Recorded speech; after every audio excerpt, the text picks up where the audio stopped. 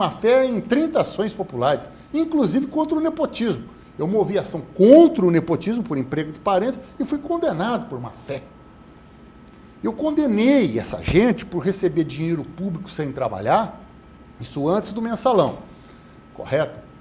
Pelo menos umas 10 vezes. Depois do mensalão, quando eles continuaram com a mesma arbitrariedade, se você ajuiza a ação popular, você é condenado por má-fé. Você isso falou... em primeira instância ou... Desculpa, isso É em primeira instância que eu sou condenado por má-fé e o tribunal mantém a sentença. Ela tira a má-fé, ainda eu acho que tira a má-fé, perdão, hein? Por ter interrompido, professor. Eu tiro a má-fé por causa da visita que eu fiz ao procurador, na época que era deputado federal, pedindo para que ele intervisse nesses processos em que eu tinha sido condenado. Ou seja, eu usei do mesmo veneno. Aí estão tirando a grande maioria das condenações por má-fé. Mas isso é um sintoma do que está vivendo o Brasil. Você vê o caso do escândalo aí das casas da Coap. A cidade inteira sabe. Se eu quiser, aqui nessa redondeza, eu levo o senhor em pelo menos 4 pessoas que pagaram. Eles vendiam as casas de Coab com envolvimento notório aí da Boca de Cabrita, correto? Com envolvimento notório da irmã dela, que foi vendida, ou está sendo vendida como retardada mental, correto? E evidentemente que não tenha, se vendem a mesma casa para 300 pessoas, quem é que vai receber essa casa? Mas deixa só um minutinho. O delegado de polícia decretou sigilo no processo. O que é isso? Se eu, que sou uma pessoa formada, fico apavorado de depor num processo sob sigilo, quem é que vai estar lá para me defender? Correto? O Ministério Público, onde está o Ministério Público nesse caso? Dizem até que o promotor é aparentado da prefeita. Não quero crer. Mas ele deveria vir a público e dizer que não é aparentado da prefeita, que o próprio jornal A Cidade publicou que é. Corre na internet a todo momento. E agora, a CPI na Câmara, né? Aquilo é um absurdo. O vereador que preside responde a processo igualzinho. Mas eu queria voltar um pouco ao que o senhor falou, porque eu achei super interessante a sua visão, o seu diagnóstico, vamos dizer assim, depois do mensalão. Então, isso que eu ia perguntar. Quer dizer, o mensalão não aconteceu naquele momento, ele já vinha acontecendo, e aí então alguém, talvez menos experiente, deixou vazar e nós vimos a situação toda. Limite, né? Então, isso aqui eu queria saber, quer dizer, como é que essa sociedade que o senhor pertenceu, aonde nós tínhamos aquilo, é importante educar as crianças para não punir homens, mudou para quem parte, reparte, não fica com a melhor parte, ou é bobo ou não entende da arte? Quando é que houve essa mudança dentro do seu modo de ver e dentro da sua proposta de ser um homem público que vai estar como vidraça uma hora? Certo. Isso aí é muito interessante, né? A Catedral do Vargas Llosa, ele começa o livro dizendo: onde foi que o Peru se perdeu? Será que o Peru se perdeu a partir do momento que assumiu o Bermúdez? Ou já vinha se perdendo desde o momento que o Cortés aqui chegou, junto com o Pizarro, amando do Cortés? E o senhor está querendo mostrar quando é que foi atravessado o tal Rubicão, correto? Ou ainda chegaram ao Rubicão e depois atravessaram. Isso. Mas, por exemplo, foi a Batalha dos Melros, lá que eu citei agora mesmo, dos otomanos, que provocou uma escravidão daqueles povos por 500 anos por terem perdido uma batalha. E até hoje, né? Hoje já é uma outra história. Mas nós aqui, por exemplo, depois que essa quadrilha, esse bando, que petista não é brasileiro, petista é uma tropa de ocupação. Assim como foi lá com o Laval, na França e etc. E eles estão aí para destruir os valores do país, e estão destruindo os valores do país. Quer dizer, o povo transformado em mendigo, e as instituições, não tem uma instituição que funciona. O senhor fala isso como uma ideologia ou como um oportunismo?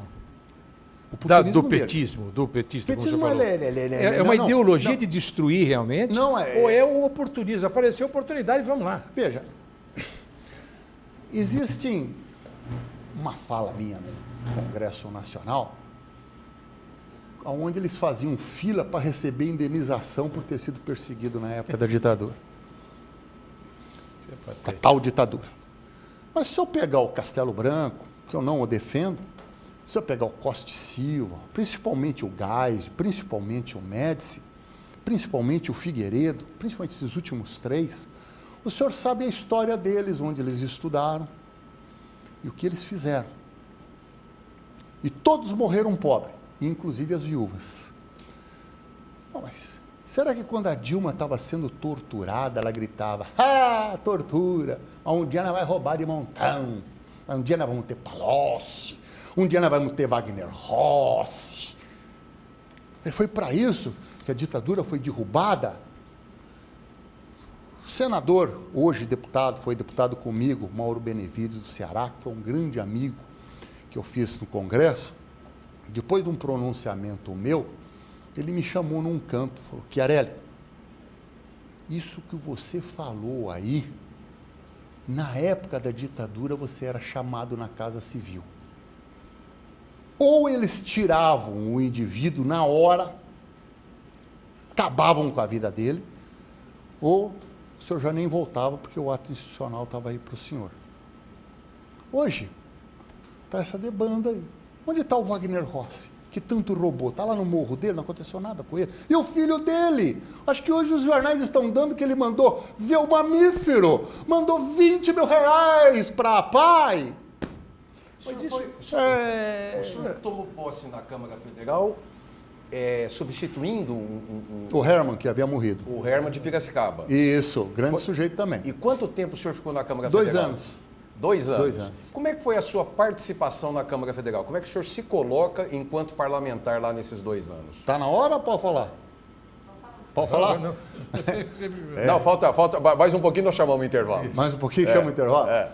Não, a minha participação ela é pública, é pública e notória. É justamente para não deixar nada por cima demais.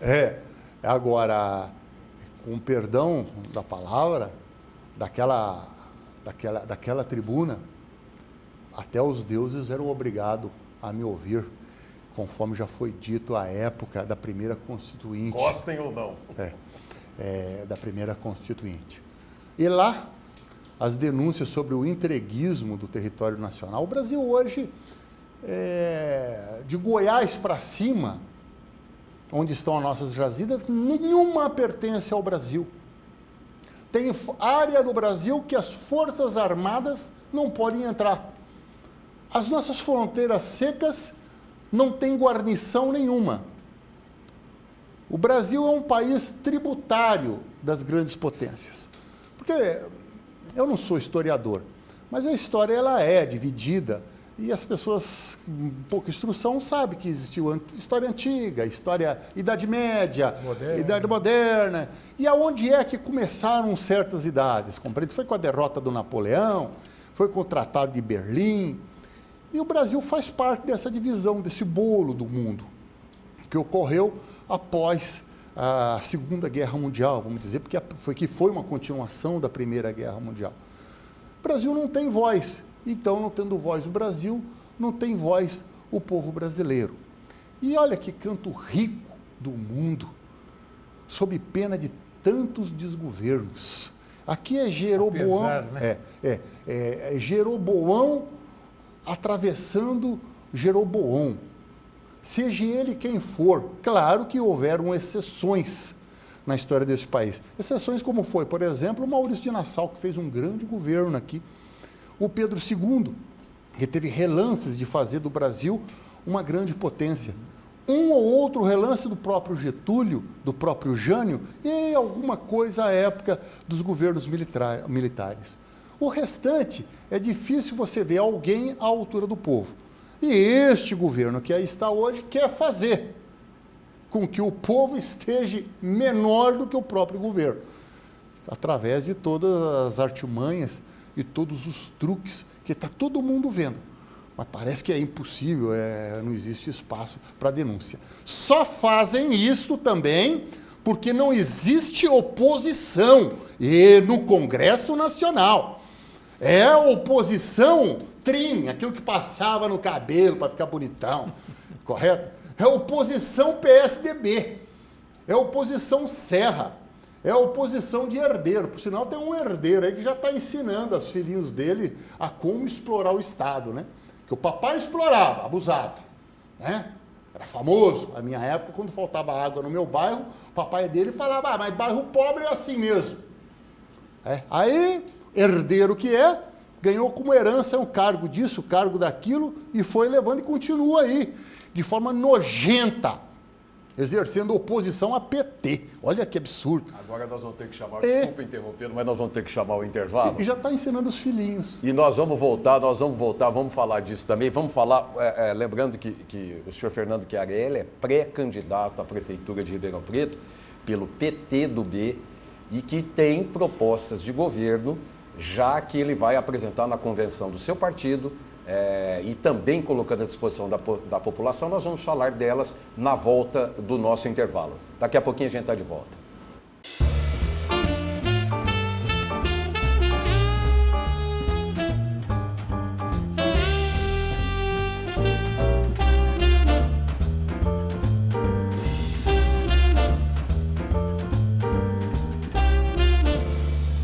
Desde 1959, a SAID vem empreendendo em Ribeirão. A Pedreira SAID é uma das maiores mineradoras de basalto do interior. Execução de terraplenagem e pavimentação, projetos e execução de infraestrutura, vários empreendimentos imobiliários. Centro Empresarial SAID, mais de 800 empregos diretos. SAID Empreendimentos, crescendo com Ribeirão. Investe em um terreno, um apartamento ou poupança? Experimente viver sempre bem informado. Agora sim. O que tá rolando hoje na cidade, hein? Experimente viver sempre bem informado. Beleza. Será que meu time vai jogar hoje? Experimente viver sempre bem informado. Olha só. O jogo é amanhã. Assine o Jornal A Cidade por apenas R$ 38,90 mensais e receba diariamente a melhor informação. Jornal A Cidade. Seu jornal, sua cidade. Seu dia acaba de ficar mais gostoso. Mirante Café, um ambiente aconchegante com cardápio completo para o seu happy hour. Cafés especiais, porções, panines, sobremesas e um delicioso chopp. E o melhor, uma vista espetacular. Junte os amigos e venha conhecer. Mirante Café, Rua Rafael Pilege 62, esquina com a Avenida Santa Luzia, próximo ao novo Parque Roberto de Melo Genaro. Mirante Café. Estamos de volta com o nosso Aberto para Balanço, hoje recebendo o senhor Fernando Chiarelli, político de Ribeirão Preto, pré-candidato à Prefeitura de Ribeirão Preto pelo PT do B. Nós queremos, o Pinguim Grill do Shopping Santa Úrsula oferece um jantar para o senhor, com direito a acompanhante. E, Genival, para você também, vem cá, faça favor, entra aqui. Genival, meu amigo, que lá no... Olha lá, manda um abraço pro Paulo ali, ó. O Paulo oferece um jantar com as carnes do Barbacoa, lá no Pinguim Grill do Shopping Santa Úrsula, que é onde tem as carnes do Barbacoa, que depois que fechou lá o restaurante, você encontra lá no Pinguim do Shopping Santa Úrsula. Muito obrigado, esclarecendo que eu vou lá comer a salada e o queijo, que eu não como carne desde os 5 anos de idade. A minha mamãe colocava a carne no prato e eu não comia a carne. Porque desde pequeno eu tenho comigo uma certa noção de agressão e reação. O animal não me fez nada para que eu possa matá-lo e comê-lo. Por sinal, ontem morreu meu cachorro, o Américo, e eu estou muito triste. Francamente, isso é como perder um ser da família. Era um cachorro muito saudável, muito bonito, muito interessante, muito inteligente. Era gente boa esse cachorro, viu? Vira-lata. E por que Américo, senhor Fernando? Porque eu o conheci na rua lendo um livro do José Américo de Almeida. E ele não saía de perto de mim. No outro dia eu voltei no mesmo lugar, aquele cachorro lá. Aí eu falei, Américo. E pegou, ficou Américo. Por sinal, uma das páginas mais tristes da literatura, é um conto do Gore,